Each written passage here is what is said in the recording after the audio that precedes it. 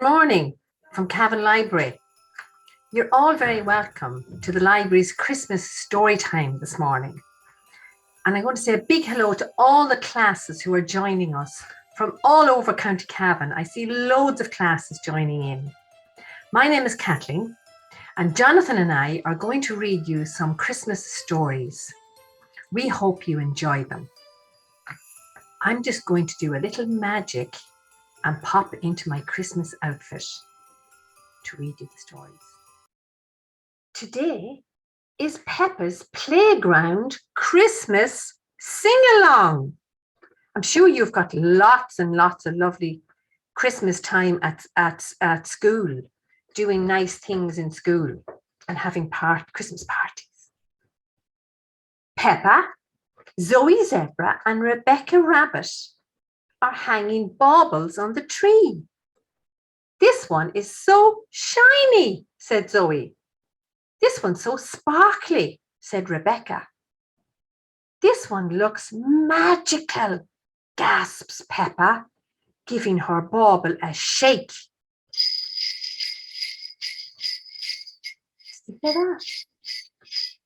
Just then, a sound came from outside.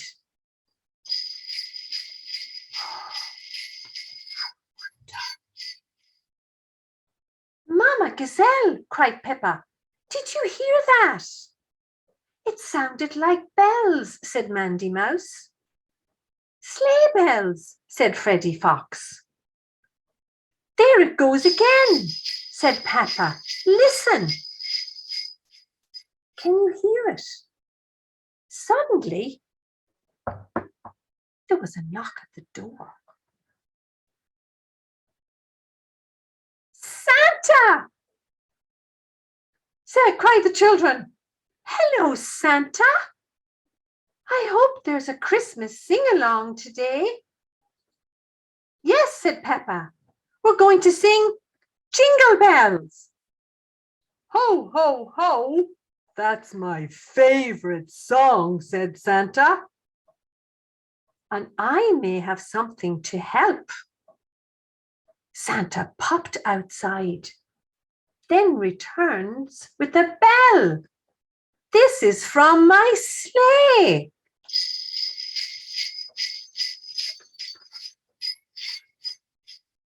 The children dressed up in their Christmas sing-along outfits, and their parents arrived. The audience was very surprised to see Santa. Soon, the children started to sing. Okay, I need everyone to sing. Jingle bells, jingle all the way. Oh, what fun it is to ride in a one-horse open sleigh. Aye! Hooray! Everyone cheers. Wow, they sang lots of songs, lots of Christmas songs. And the sing-along was a brilliant success. After the sing-along, Santa gives the bell to Peppa. Ho, ho, ho! Merry Christmas, he cries, flying off into the starry night. Thank you, said Peppa, as she shakes the bell. Look, Daddy, Santa gave this jingle bell to me, said Peppa. Well, he does like giving presents, said Daddy Pig. And that's the end of that story. And now Jonathan is going to read you a story. All right? Ho, ho, ho, no, Santa.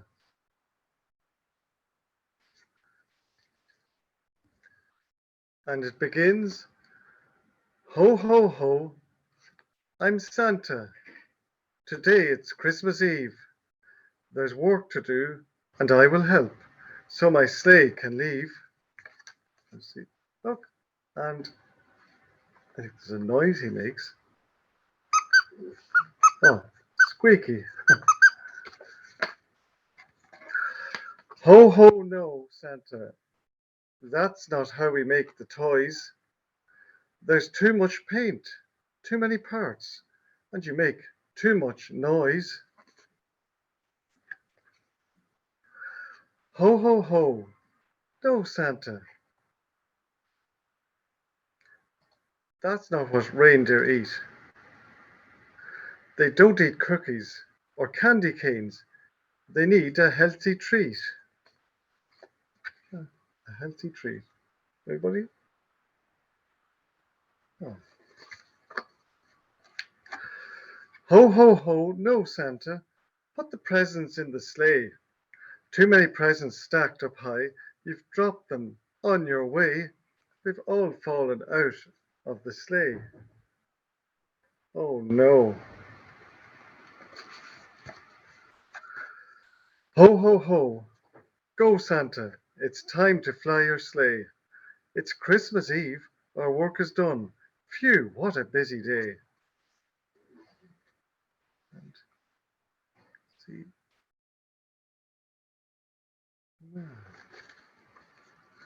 And that's the end of the story. Now, I'm going to read another story. Would you like another story? Everybody like another story? Yes. Great. Now, this one is called Marvin and Marigold, a Christmas surprise. I wonder, can we see Marvin and Marigold? Can we see that? Yeah. Okay. Marvin and Marigold, a Christmas surprise. On the 1st of December, Marigold Mouse and a rather large box at the front of her house. And there was a label on it. It said, Miss Marigold Mouse, Bustleton Road, Mouseville. Fragile, do not bend. And there's a big box, a parcel, sitting outside the house. What was in it? I wonder. What could this be? She wondered out loud as branches of baubles fell on the ground. Then she tried carrying the big box into the house. That was a very big box. What was in it? Then, looking outside, she saw Marvin next door, sitting alone with his sock on his paw. She called up his number on her little mouse phone. It's Christmas time, Marvin. Don't spend it alone.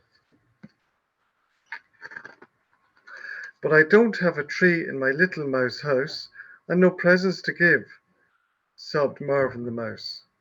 Don't worry, Marvin. I've some gifts you can share, like red Christmas balls that twirl in the air. Then Marigold whispered, as soft as can be, my mother has sent me a new Christmas tree. Come over and help decorate it with me. Can I? Asked Marvin, with tears in his eyes, smiling at Marigold's Christmas surprise. There's on the phone. No. Marvin there. So Marvin walked over through Marigold's gate with some biscuits and cheese on a porcelain plate. And there he is, walking through the gate. Can you see that? There. And over to the house. And it's snowing too. I wonder will we get snow this year. Then they carefully unpacked the tree from the box, and inside they discovered a pair of red socks. Let's have a sock each, said Marigold Mouse. You can hang one somewhere in your little mouse house. So there's the little 2 red socks to hang up. 2 stockings. Oh my, gasped Marigold. There are so many things. Look, my snow fairies with gossamer wings, and the funny old Santa who laughs as he sings. They found all sorts of trinkets that sparkled and spangled, twinkled and twirled, and jingled and jangled. Each one held a memory as special as can be, and each one was placed carefully up on the tree, decorating the tree. Now, everybody see the tree being decorated? Now, that's a nice thing, decorating the tree. What's this? Asked Marvin, unwrapping a box that was marked with a kiss, a star and a cross. That's my cross-stitched elf hat, and tiny toy car, and a small wooden duck, hand-carved by my pa. Marigold unwrapped a box of her own, covered in bubble wrap, tinsel and foam. She found sunbursts and snowflakes with tassels and all tangled, and bright bells and baubles that dingled and dangled. There we are. What? Now, 6 paper cranes, all symbols of peace, with shepherds and sheep, made from old corks and fleece.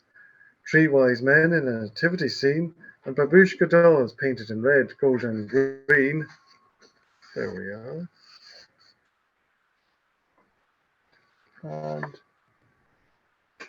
the Russian dolls, all painted red, gold, and green. And then Marvin added some candy cane sticks and red and green candles with wax coated wicks.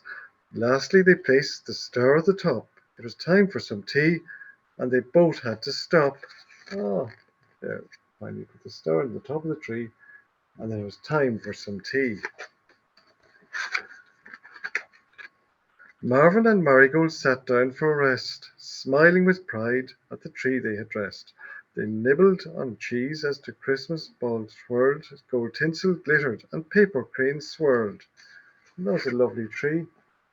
Yeah, it's lovely to have a nice tree in the house at Christmas, with all the decorations and lights and tinsel. Then, when the sun set, the tree sparkled with light, and bright bells and baubles lit up the night. And that was the end. The lovely tree at night, all lit up. Can you see that? Now, thank you for listening. I'm going to just hand back over to Kathleen now. Okay? Thank you. Okay, hello again. Now, I'm going to read. This is a story about Hugless Douglas.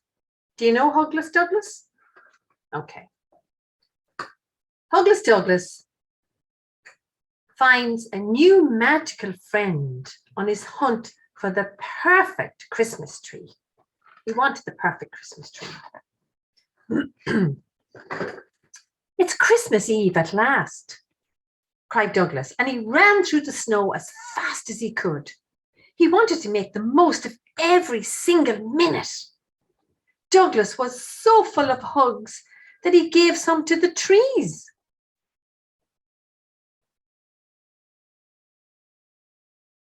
But no matter how he hugged, he still had more to give.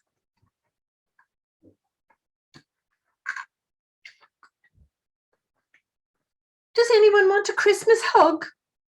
Douglas called. He listened to his echo bounce off the trees. Then, poof! Oh, a snowball.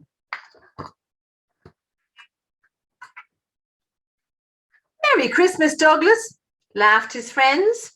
And before Douglas could say anything, poof, poof, poof! Oh, snowballs came flying from all sides. Ha ha! I look like a snowman, said Douglas. If we hung decorations on you, you'd look like a snowy Christmas tree, said the sheep. Oh, what shall we do, said the funny bunnies. Build a snowman or decorate Douglas?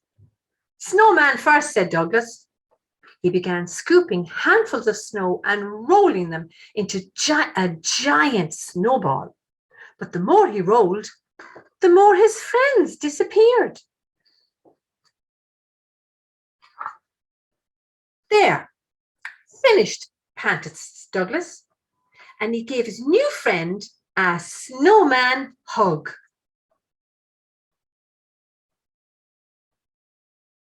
Thank you, said the snowman. You can talk. Yes, we can, cried his friends.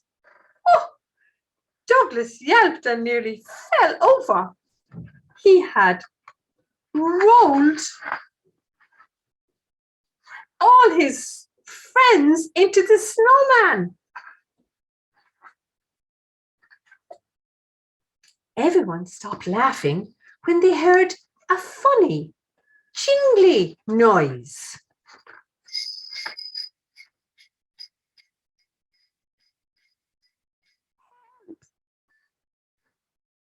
I think it's coming from those trees, said Little Sheep.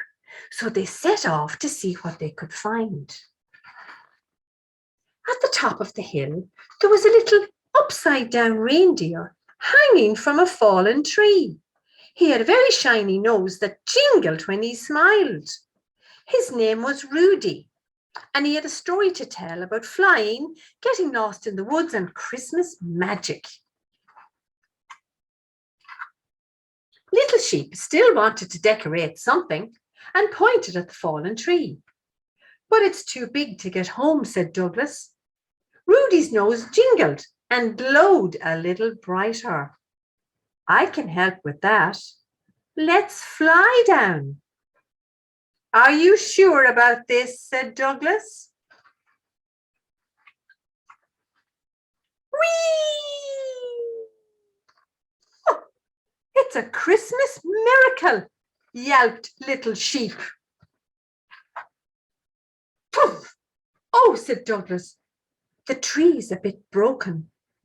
Rudy's nose jingled again. What a bit of Christmas magic, he said. We can make our own tree. So they did.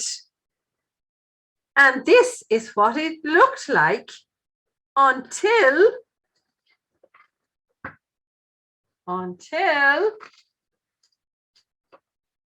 oh, they all fell down again. And then they made snow angels in the snow. Then the first twinkle of stars reminded Rudy he should be on his way to help a very special person. You all know who that is. Will we see you again? Said Douglas. Of course, said Rudy. I'll wave as I fly by tonight and every Christmas. And look, so when Douglas and his friends got home, just before bed, they shared a hug and searched the sky for Rudy. Merry Christmas, Rudy, called Douglas. Merry Christmas, everyone.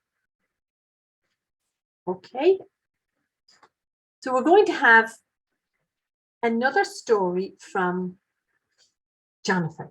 I'm going to hand you over to Jonathan, all right? Hello. Have many of you got an elf on the shelf at home? Hands up, anybody who's got or shout if you've got an elf on the shelf. Cool. That's brilliant. Well, I have a story here. Elf pets, a reindeer tradition.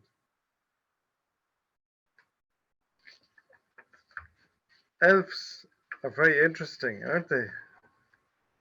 And now, I'm just going to show, I'm trying to show you the pictures too, if I can get them onto the camera there. You can see all the elves. Yeah? So, this is called elf pets, a reindeer tradition. Where the moon gently casts a bright bluish glow, and the forest was wrapped in a new fallen snow, the animals gathered to see for themselves the takeoff and landing of Santa's scout elves. Each elf on the shelf, in its red and white suit, leaped and spun round with each trumpeter's toot. The drumbeats resounded with a rat-a-tat-tat, while elves in the air flew this way and that. Let me see there. Toot, tat-a-tat-tat, as they blew the trumpets. All creatures and critters, no matter their size, marvelled at what they'd just seen with their eyes. They all seemed to know how special it is to work for Santa Claus and hang out with the kids. Sorry, there we are. Can we see? Let's look at the pets. No. The animals turned to the stable nearby. A crash could be heard and a faint little cry. Out the door they all tumbled like dice in a game. 'Twas the 9 mighty reindeer, each known by name. Above all their heads the sleigh flew through the air, then landed kerplunk right next to a bear. Oh dear, the sleigh landed, crashed to the ground and landed. Oh dear.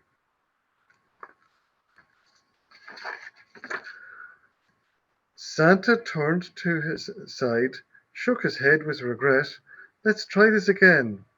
We can't give up yet. The elves stood in silence, the animals did too. The sleigh was not flying. What could they do? The reindeer tried harder, the elves' eyes grew round, but the sleigh did not budge, not an inch off the ground. Christmas spirit is needed to make the sleigh soar, Santa said with a sadness they'd not heard before. Look, there he is on the sleigh and trying to get all the help to get the sleigh to lift off the ground. In the blink of an eye, the sleigh lifted mid-air. Someone believes Santa noted with care. Ah, sleigh lifted into the air. You see that? Oh, there we are. It lasted a moment, then back to the ground. Thump, the sleigh hit. The elves glanced around. Santa looked to the stable, and right through the door stood thousands of reindeer pawing the floor. So he saw all the reindeer. Can I see the reindeer? All the reindeer inside the reindeer shed. At once they stepped forward, as if to say, Santa, choose us to help pull the sleigh. Santa chuckled and said, my friendly elf pets, this task would be big as it gets. The scout elves then shouted, don't count them out. They're tiny like us, but we have no doubt the kids would adopt them and give them a name. They'll treat them like us, one and the same. So they were called an elf pet. There was a little reindeer. So they had little reindeers too. Santa listened to stories the scout elves recounted, all the moments of faith, hope, love they'd encountered. While out on assignment, the big and the small proved the spirit of Christmas was alive after all. Perhaps with more reindeer and faith that is true, we'd build Christmas magic to help the sleigh through the dangers that often stand in the way of delivering presents by Christmas Day. Santa turned to the reindeer and stretched out his arm. In his palm he received a tiny heart charm. The hope of all children who believe in the heart and the magic of Christmas will make my sleigh start. Look at there's all the little elf reindeer. They were very small. And there's the little charm he had in his hand there, the heart-shaped charm. Okay. Wear this charm proudly for people to see. It should serve to remind them your missions for me. Then let them hold you and love them as much as they can. This heart holds your magic. Do you understand? Look, the child has a little elf pet, which she can have. And of course, then there's the elf on the shelf, but these are the elf pets. It's an interesting story now. You see, it's not fragile, not like an elf. Your goal's not the same, to watch from a shelf. Your job is to snuggle and nestle up tight, to store up the wonder that makes Santa's sleigh take flight. The night before Christmas, once sleep has come, the sleigh will approach, and you will become a fully grown reindeer, brilliant and grand, while magic swirls softly like wind-blown sand. So the reindeer becomes, oh look, my goodness, that's an interesting story. It becomes a huge reindeer. You say your goodbyes when you leap for the door. With love from your heart, you lift off the floor, and up through the air will sail and twirl. happy for time spent with each boy and girl. So the elf reindeer is leaving on Christmas Day. Oh, Christmas Eve. So we'll meet on the roof and you'll take your place as part of the team that makes my sleigh race over the rooftops and high above mountains, crossing the rivers. We'll dance over fountains, and then the reindeers all join all together. They all meet up and they pull the sleigh across the sky. All these reindeer, my goodness. My sleigh will bring joy on Christmas Eve, thanks to each reindeer and kids who believe. No, that's an interesting story. Has anybody got an elf pet to go with the elf on the shelf? Some people have. That's great. I'm going to hand back over to Kathy now. So I'm going to read a special story,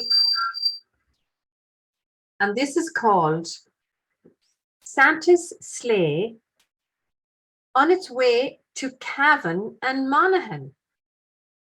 And I have this story today because Sophia and Emily loaned me their book. All right.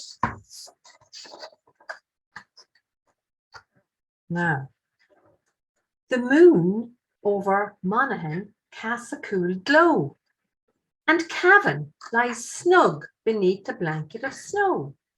The star-sprinkled sky is especially bright. Hey Santa, please visit tonight. The snowmen in Scottstown stand perfectly still, their hats and their scarves keeping out the night chill. The icicles sparkle as snowflakes drift down from Ballyjamesduff to Mulla and all around. The Christmas trees twinkle, the eggnog smells sweet, the stockings are out for the gifts, not your feet. The bunting and paper chains hang from the ceiling and give the whole household that Christmassy feeling. Excited young children with heads full of wishes leave mince pies and big juicy carrots on dishes. They scurry upstairs, for they've heard it is said that Santa comes once you're asleep in bed. In Bailborough, yawns become stronger and stronger. The children of Clones cannot stay up much longer. From Cootill to New Bliss, Virginia too, they're soon sleeping soundly. All children but you. You stand at your window and gaze at the sky with hopes that you'll see Santa's sleigh whizzing by. You almost nod off, but see movement ahead. A flurry of white and flashes of red. You jump up and down as the shape becomes clear. Hey Santa, my home is over here. But something is wrong. There are sparks everywhere. The sleigh twists and turns as it swoops through the air. You're wide awake now. You've had such a fright. There's no chance of sleep till you know he's all right. Oh, look at poor Santa. You think about Santa, his reindeer and sleigh. Hey Santa, I hope you're okay.